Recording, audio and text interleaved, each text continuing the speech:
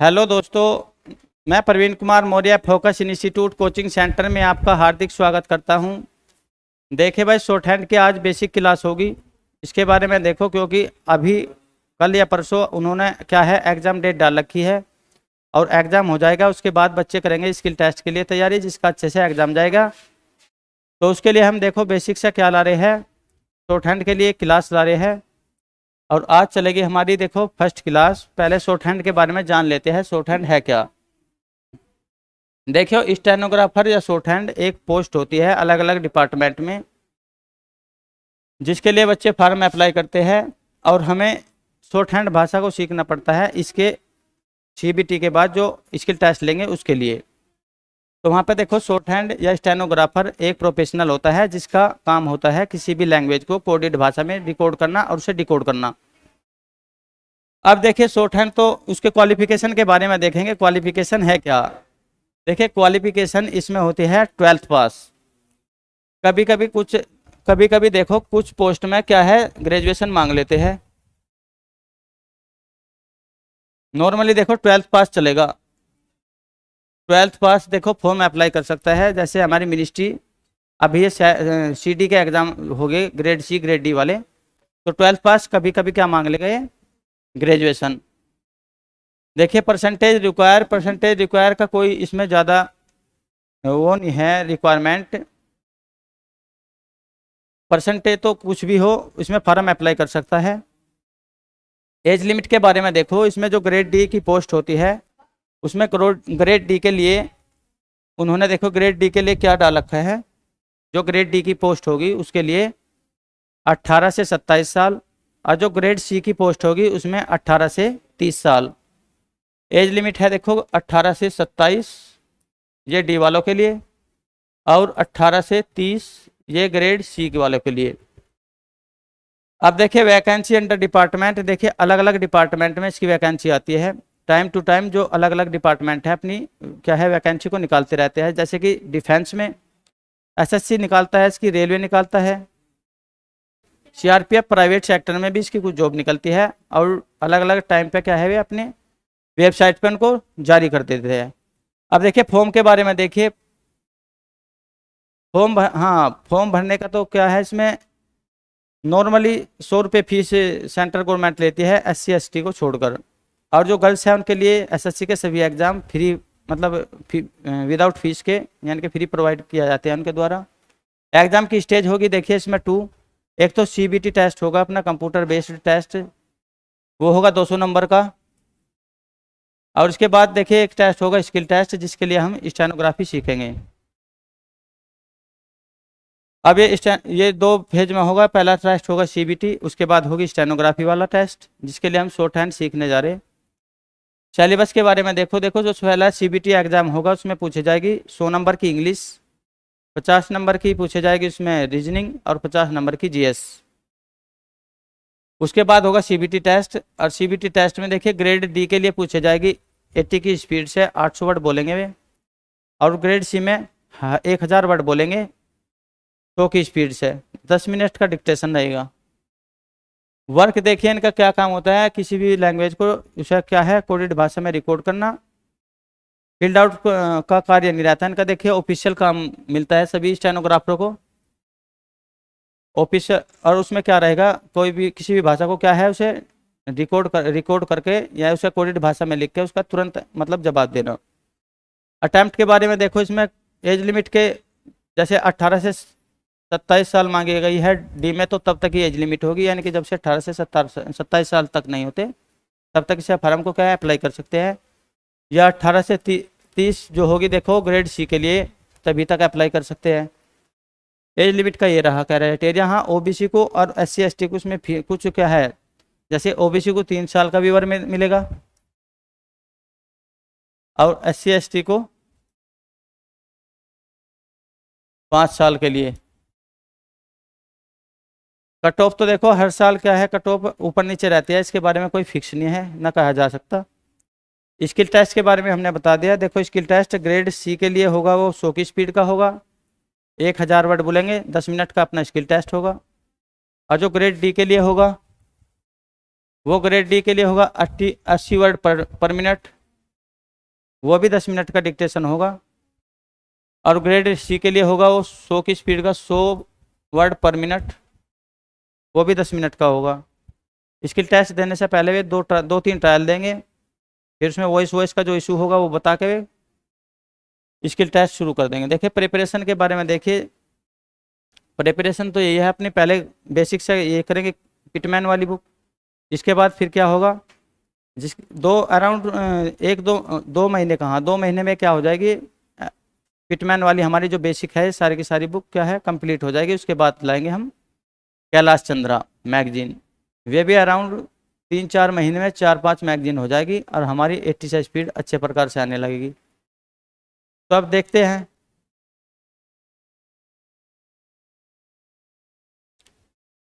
देखिए पहले पढ़ेंगे हम स्टेट स्ट्रोक। इसमें 3 प्रकार के स्ट्रोक होंगे, एक तो स्टेट स्ट्रोक, एक कर्व घुमावदार स्ट्रोक, एक स्टेट स्ट्रोक प्लस कर्व दोनों मिला के। तो पहले पढ़ के चलेंगे स्टेट स्ट्रोक के बारे में।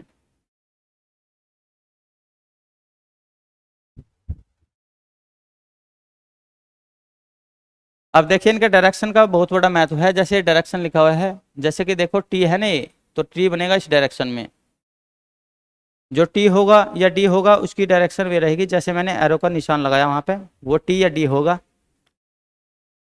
अब देखो ये लाइट के नीचे हमने टी लिख रखा, तो आप अगर आप अपनी पेंसिल को क्या है लाइट रखोगे तो वहां पर लाइट स्ट्रोक खींचेगा ऐसे। देखो इन्हें जो ये वाला क्या बन गया टी।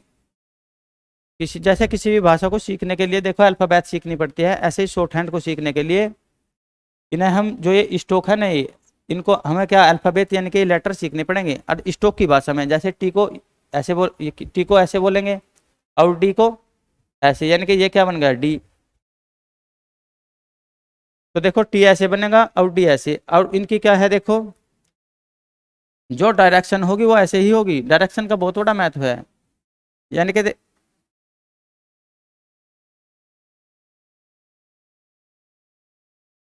अब देखो टी ये डी ये, अब ये डार्क होगा तो ये डार्क के नीचे लिख रखा, अगर पेंसिल को अपने आप प्रेस करोगे तो वो डार्क वर्ड बनेगा वहां पर, डार्क ये स्ट्रोक, इनको बोलते हैं स्ट्रोक।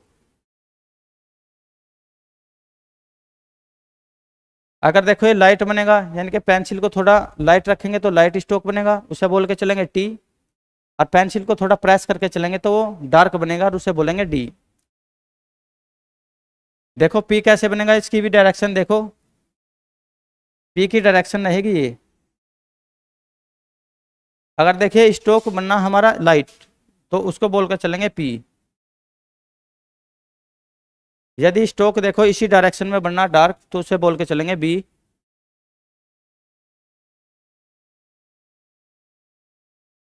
देखिए डायरेक्शन का बहुत बड़ा मैथ है इसमें, तो डायरेक्शन को देख के चलेंगे हम। डायरेक्शन देखिए वहां पे मतलब एरो के निशान से हमने शो कर रखी है डायरेक्शन।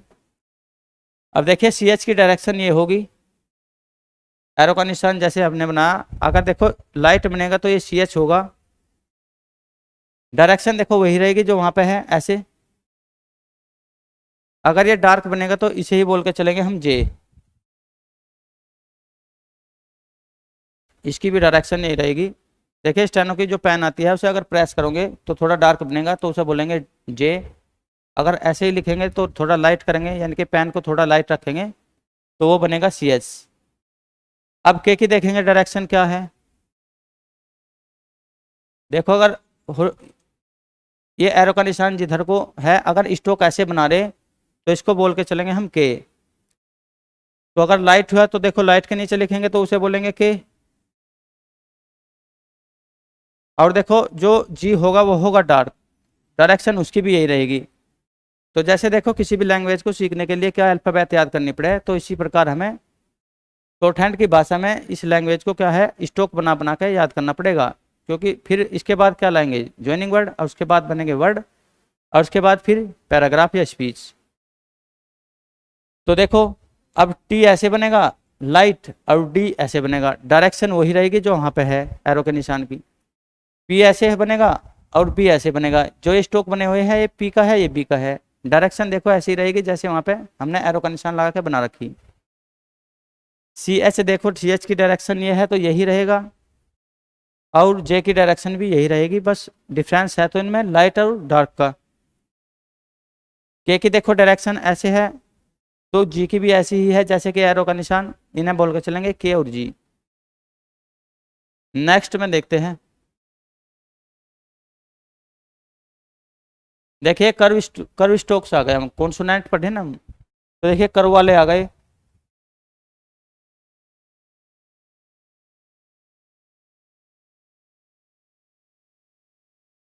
देखिए वोवेल का जो चैप्टर आएगा वो कॉन्सोनेंट से बाद में आएगा, उसको भी एनालिसिस करेंगे, पर सबसे पहले हम कर्व, ये जो अपने कॉन्सोनेंट है, वे स्ट्रेट स्ट्रोक वाले कॉन्सोनेंट थे वे पढ़ लिए। अब आगे ये कर्व स्ट्रोक वाले जो घुमावदार बनेंगे, यानी कि जैसे कि ये कर्व है घुमावदार, तो ये आ गया अब कर्व स्ट्रोक। अब इन्हें पढ़ के चलेंगे, इनकी भी डायरेक्शन देखेंगे कैसे बनने आए। तो देखिए जैसे टी एच है, इसकी डायरेक्शन रहेगी ये। अब जो इस डायरेक्शन में देखो स्ट्रोक बनना हमें हमारा, उसे बोलेंगे हम टी एच। तो देखो ये, अब जो इस डायरेक्शन में एरो का निशान लगाया ऐसे बनेगा, तो उसे बोलेंगे टी एच, और ये लाइट ही बनेगा। अब अगर डार्क बनाना हो, T H double E, T H double E, थोड़ा लेंदी खींचेगा ये, तो उसकी भी डायरेक्शन यही रहेगी, पर वो थोड़ा डार्क बनेगा ऐसे, इसे बोलेंगे हम टी एच डबल ई, ये थोड़ा लेंदी खींचेगा। उसके बाद एस की डायरेक्शन देखेंगे, देखिए एस बनेगा ऐसे इस डायरेक्शन में,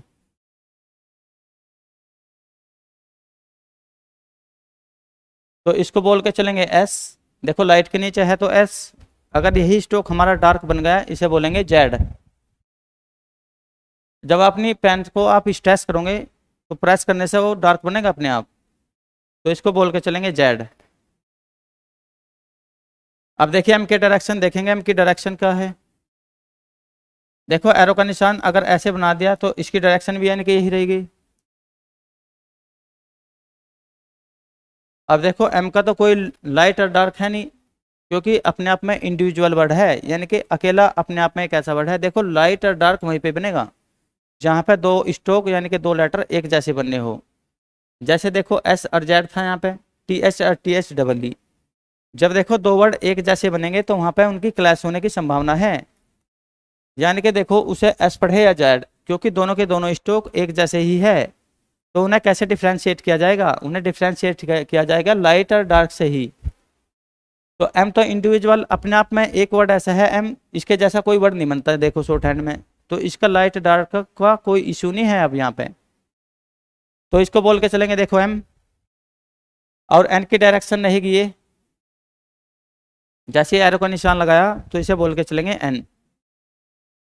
तो एन को देखो ऐसे बनाएंगे, अगर ये लाइट के नीचे है तो ये एन, अगर डार्क के नीचे इसी डायरेक्शन में कोई वो स्ट्रोक बना रहे तो इसे बोल के चलेंगे एन जी, यानी कि आई एन जी वाला एन जी। अब एफ की डायरेक्शन देखेंगे, देखो एफ की डायरेक्शन रहेगी ये, अगर देखो ये वाला स्ट्रोक जैसे एरो का निशान लगा हुआ है ऐसे कोई स्ट्रोक बना रहे तो उसे बोल के चलेंगे हम एफ, और एफ की डायरेक्शन यही रहेगी, और लाइट के नीचे लिखेंगे, यानी कि इसे थोड़ा पेंसिल को लाइट करके लिखना। अब ऐसा ही स्ट्रोक यदि हम डार्क के नीचे लिख दे तो वो बनेगा हमारा वी, इसे थोड़ा पेन को देखो प्रेस कर देंगे तो ये बन गया वी। डायरेक्शन दोनों की यही रहेगी। अब देखो एस एच देखेंगे, एस एच की डायरेक्शन कैसी रहेगी और उसे कैसे स्ट्रोक बनेगा उसका।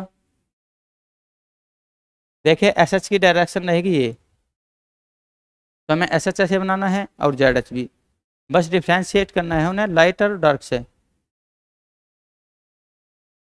तो एस एच की डायरेक्शन ये हो गई। अब जो वो देखो स्ट्रोक ऐसे बनेगा ऐसे, तो इसे बोलेंगे एस एच, और वो होगा लाइट। वहाँ पे हम देखो स्टेनो की पेन से, एच बी की पेन से उन्हें लाइट और डार्क में डिफ्रेंशिएट करके चलेंगे, तो वहाँ पे अपने आप पता लग जाएगा ये एस एच है या जेड एच है। अब देखो अगर पेन को अपनी प्रेस करोगे तो ये जेड एच बनेगा ऐसे थोड़ा डार्क, तो उसे बोलेंगे जेड एच। तो इनको देखो ये कोडिड भाषा में, या इनको स्ट्रोक बोल देते हैं, इनको स्ट्रोक की भाषा में हम क्या है इन लेटरों को याद करके चलेंगे। अब इन्हें याद करेंगे, इनके बाद इन्हें इनके ज्वाइनिंग वर्ड चलेंगे, यानी कि इनको जोड़ के क्या बनाएंगे वर्ड, और वर्ड के बाद क्या बनेगा सेंटेंस, और फिर पूरी की पूरी अपनी पैराग्राफ या स्पीच। अब देखते हैं अगला स्लाइड।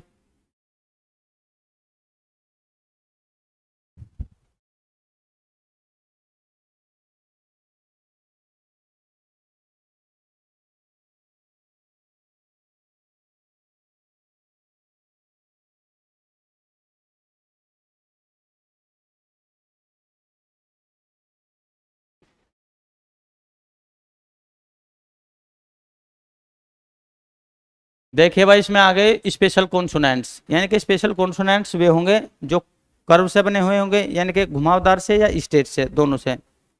उन्हें स्पेशल नाम दे दिया गया है। उनकी भी डायरेक्शन देखेंगे और स्ट्रोक देखेंगे कैसे बनने उनके।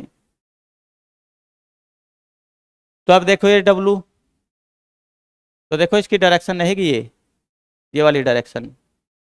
जैसे देखो टीचर ऐसे राइट का निशान लगा देना है तो इसे बोलेंगे शॉर्ट हैंड की भाषा में डब्लू।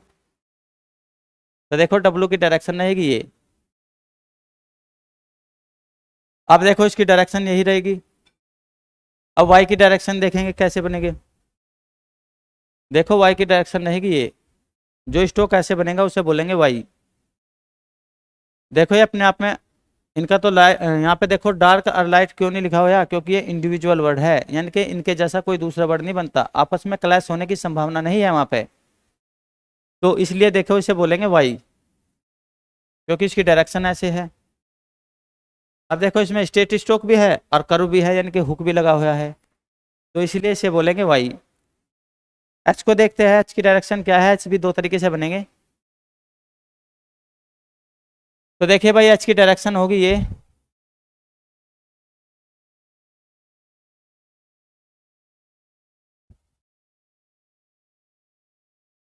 एक तो एच की डायरेक्शन देखिए ये होगी। देखो ऐसे कोई स्ट्रोक बनना तो वो भी एच होगा। जैसे वहां पे देखो एरो का निशान है, या दूसरा एच ऐसे बनेगा स्ट्रोक। अगर उसकी डायरेक्शन ये हुई तो ये भी एच होगा, यानी कि उसकी डायरेक्शन होगी ये। अब देखिए भाई दो वर्ड रह गए अपने आर और एल। इनकी भी देखते हैं क्या डायरेक्शन है और कैसे स्ट्रोक बनेंगे। देखिए आर की डायरेक्शन रहेगी ये, या तो ऐसे बनेगा आर, उसकी डायरेक्शन ऐसे रहेगी। ये बन गया आर। एक आर और बनता है, देखो उसकी डायरेक्शन क्या रहेगी। उसकी डायरेक्शन रहेगी ये। और यहाँ पे देखो ये 30 डिग्री के कोण पे क्या है, स्लैंटिंग, यानी कि थोड़ा तिरछा रहेगा 30 डिग्री के कोण पे। उसकी डायरेक्शन रहेगी ये। तो अगर कोई स्ट्रोक हम ऐसे बना रहे तो उसे बोलेंगे आर। आर देखो ये भी होगा, इसकी डायरेक्शन ये रहेगी। देखो एल भी दो तरीके से बनता है, उसकी डायरेक्शन देखो क्या है। तो देखो अगर कोई स्ट्रोक ऐसे है, इसकी डायरेक्शन जा रही है ये वाली, तो इसको भी क्या बोलेंगे, एल। तो इसकी डायरेक्शन ये होगी तो इसे को क्या बोलेंगे, एल। और देखो एक एल की डायरेक्शन ये होती है, इसको भी क्या बोल के चलेंगे, एल। अब देखिए ये जो कॉन्सोनेंट का जो ये वाली क्लास थी कॉन्सोनेंट के लिए, ये वाली क्लास हो गई। अब इसके बाद में आएंगे, देखो इन्हें जोनिंग वर्ड चला के, इसके बाद में क्या चलाएंगे, अपने वोवल। फिर ऐसे मतलब प्रोसेस वाइज आगे बढ़ेंगे। अब थोड़ा सा देखो डायग्राम के माध्यम से भी इन कॉन्सोनेंट को मैं समझा रहा आपको, जो आपके इजीली याद हो जाएगी।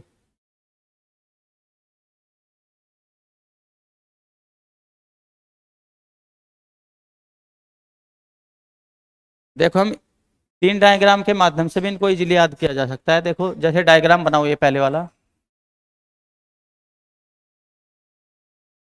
एक डायग्राम ये बनाओ, और तीसरा डायग्राम ये बनाओ।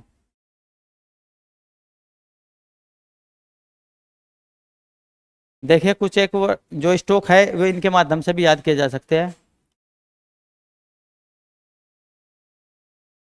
जैसे देखो हमने पी और बी की डायरेक्शन देखी थी, तो देखो पी और बी की डायरेक्शन हमारी ये थी। तो अगर देखो ये वाला डायग्राम में ये वाली लाइन है, ये पी और बी को शो करेगी, पी को और बी को। बस डिफरेंस है तो इनमें देखो लाइट का और डार्क का। अगर कोई स्टॉक ऐसे बनना तो या तो पी होगा या बी होगा।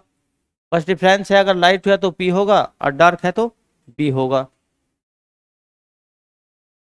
अब देखो डायग्राम में जो दूसरे वाली ये लाइन है, इसकी डायरेक्शन ये है, तो या तो ये क्या होगा टी, और यही क्या होगा डी। बस डिफरेंस है तो इनमें क्या, लाइट का और डार्क का।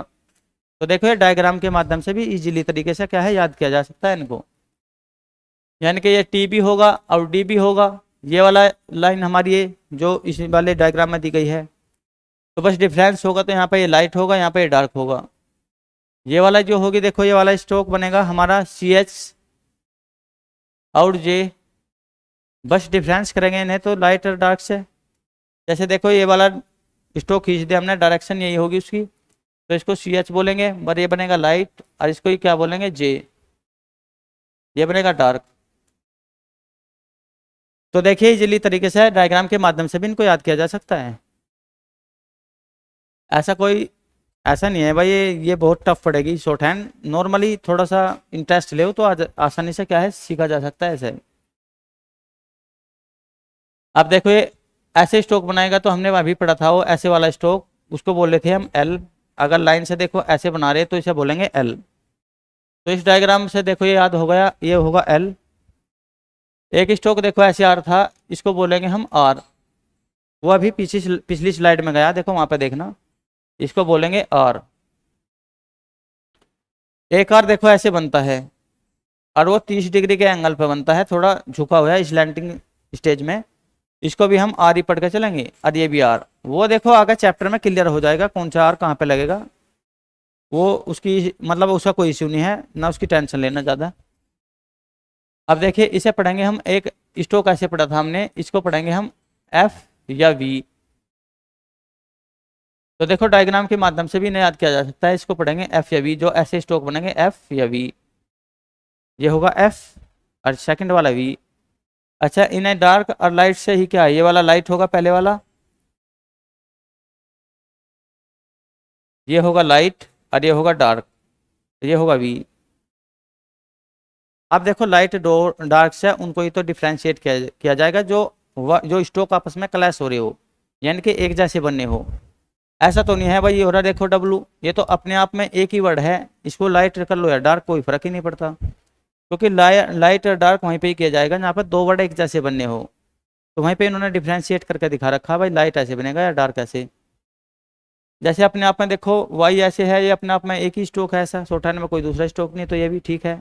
इसमें लाइट डार्क का क्या, देखो जो ऐसे बनेगा स्ट्रोक वे था हमारा एस एच, और ऐसे ही एक स्ट्रोक था वो था जेड एच।